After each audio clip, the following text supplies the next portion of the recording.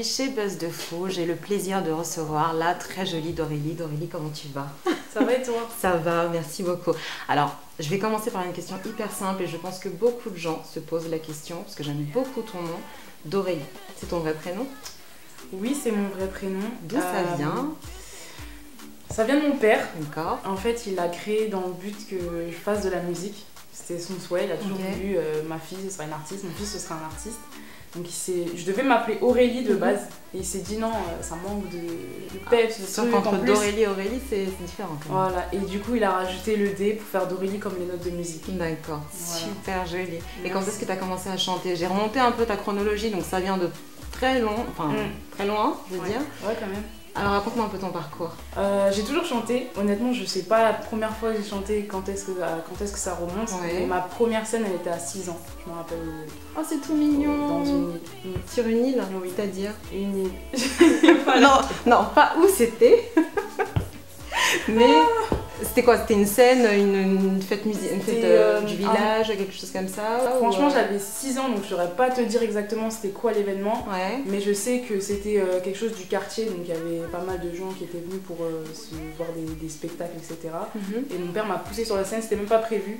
Et j'ai chanté avec mon frère ce jour-là. Mais qu'est-ce qui t'a donné du coup envie de chanter? Comment tu t'es dit, voilà, c'est ce que je veux faire, devenir une chanteuse? J'ai toujours chanté et j'ai toujours essayé de faire des petites choses de mon côté, toute seule, etc. Jusqu'à que je chante dans mon label. Parce que j'ai quand même analysé un petit peu ton style. J'aime bien toujours une nouvelle coupe, le maquillage, toujours bien habillée, etc. Tu aurais pu être youtubeuse beauté par exemple. J'aurais pu, je me retire même un peu parce que je veux pas non plus trop m'éparpiller. Mais ça aurait été avec plaisir. De toute façon, j'ai toujours aimé tout ce qui est beauté, maquillage, style, coiffure, etc. La mode, quoi. D'accord. J'ai toujours aimé ça. Il y avait une autre question aussi que je me posais. D'Aurélie, d'où tu viens? Quelles sont tes origines? Bah écoute, je communique jamais sur mes origines. Pourquoi? C'est un choix parce que je veux pas être trop communautaire en fait. Je trouve qu'il y a trop ce truc de c'est ma communauté, je vais lui donner la force, tu vois. Et du coup, c'est dommage, je sais pas, il y a des origines qui sont plus du coup en retrait par rapport à d'autres. D'accord. Et moi j'ai beaucoup d'origines, je viens de plusieurs pays. D'accord.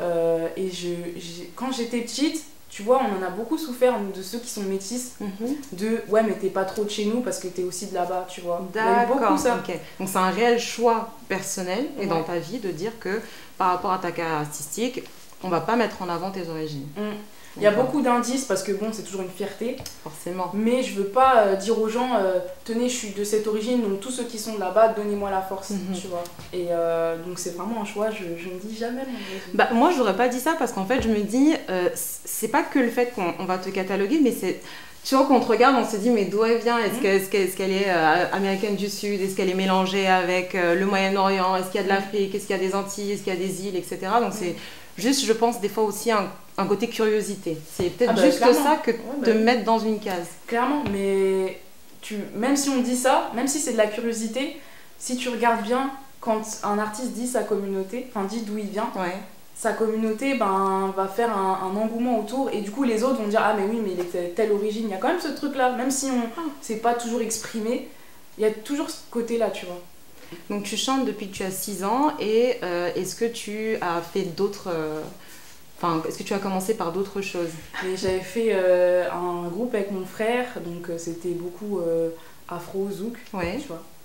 Et en évoluant, j'étais beaucoup attirée par la pop. Vu que je m'inspire pas mal de... Enfin, je me suis inspirée de Céline Dion. Voilà. Je suis beaucoup pop, variette. Je suis vraiment un mélange de tout. D'accord. Et voilà. Et depuis tu t'inspires du coup, depuis que tu es petite? Parce que là, on est dans un certain registre dont on va parler plus tard. Mais comment ton cheminement musical s'est fait? C'est ce que je veux savoir en fait, tes inspirations, etc. À la base, moi, je m'inspire de Céline Dion. C'était D'accord. vraiment mon exemple, Céline Dion, Céline Dion. Après... Dis-moi. Paradoxalement, j'aurais pas dit ça, mais continue. Je te dirai après. Ensuite, il y a eu pas mal Charles Aznavour. D'accord. Honnêtement, certains titres, où vraiment, je m'amusais à les chanter tous les jours. Je faisais mal à la tête à tout mon entourage. Avec Aznavour. Ensuite, il y a eu Whitney Houston. Et ensuite, Beyoncé, plus tard. D'accord. Plus tard. J'aurais plus penché pour ce côté-là. Beyoncé de base, ouais. Parce que c'est les temps modernes, c'est récent, etc. Mais Beyoncé, c'était beaucoup plus tard. Vraiment pas pour son côté vocal en fait. Est-ce que actuellement, donc là, je vais remonter un petit peu ton parcours musical, mais est-ce que tu fais autre chose à côté de la musique? Oui, je suis étudiante. D'accord. Je suis étudiante en marketing digital et médias sociaux, donc au Digital Collège. Et je suis en alternance, donc je travaille à côté pour gagner ma vie. Donc les gens dans l'école, ils ont l'habitude de te voir, etc. Qu'est-ce que ça te procure comme sentiment? Bah, c'est cool, je trouve que c'est pour moi, c'est comme c'est une passion que je partage avec eux, comme eux, ils peuvent partager le dessin ou je sais pas, tu vois. Et c'est un plaisir parce qu'ils m'apportent beaucoup de soutien. Franchement, gros soutien de leur part. Et ils ont même participé à mon dernier clip. À ton dernier clip, oui. Donc c'était tous là. C'était tourné dans l'école d'ailleurs. Dans l'école même. Ouais. Et donc non, ça fait plaisir, on partage ça ensemble. Et pour moi, c'est comme une famille. Enfin, on partage nos plaisirs, nos loisirs, nos passions ensemble en fait. Est-ce que c'est difficile de concilier les deux, du coup, ta carrière musicale et en même temps tes études à côté? Franchement, c'est super difficile. Pourquoi? Je trouve pas ça facile parce que tout est organisé, millimétré en fait pour que je puisse faire tout en même temps.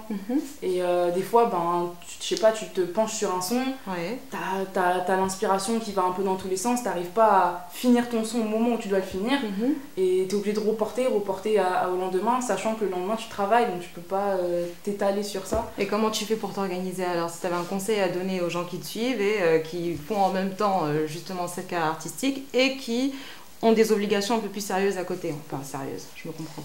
Je suis pas youtubeuse, mais je me suis beaucoup inspirée d'elle. J'ai un bullet journal. Alors, qu'est-ce que c'est qu'un bullet journal pour ceux qui ne connaissent pas? Franchement, je ne saurais même pas comment eux ils le décrivent, mais moi je dirais que c'est un agenda sophistiqué avec du artistique dedans. Et aussi, ça me sert de mémo. C'est-à-dire qu'il y a des pages où il y a écrit Objectif 2019. Tu vois. D'accord. C'est un livre du quotidien, je sais pas comment on pourrait dire ça. Si je remonte un petit peu ce que tu as fait sur YouTube, il y a une cover de Dossé que tu as fait qui est très très belle. Merci. Dans laquelle tu joues du piano et tu danses en même temps.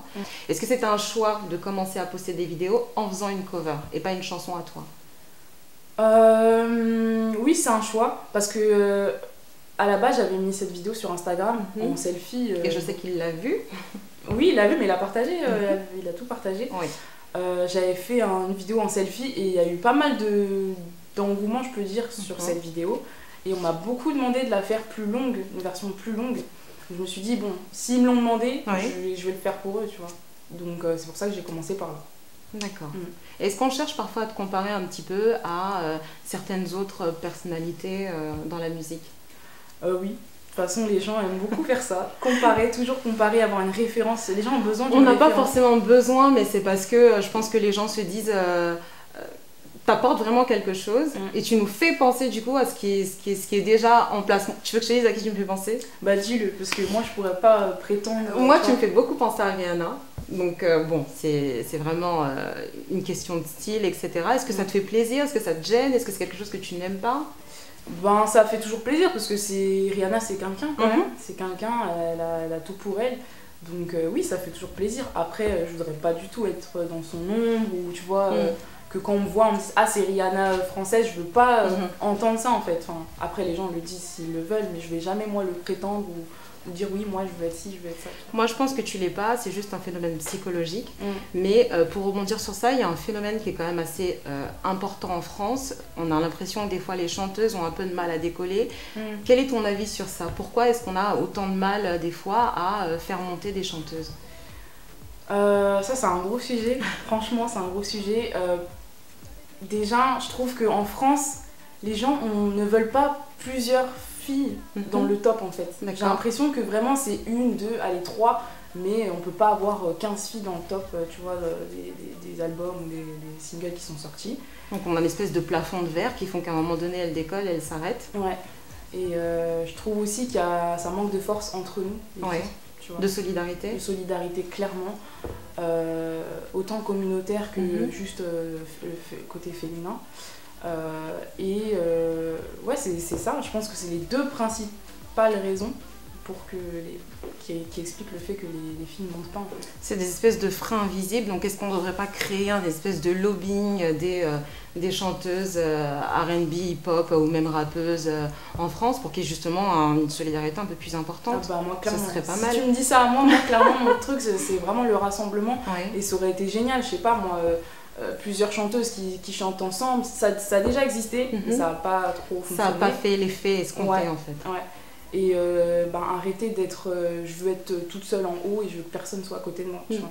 Parce que ça, de temps en temps, les gens s'écrasent entre eux et ça, c'est trop dommage. C'est un peu dommage, oui. En vrai, il y a de la place pour tout le monde. Sachant qu'il y a tellement de talent et il y a tellement de...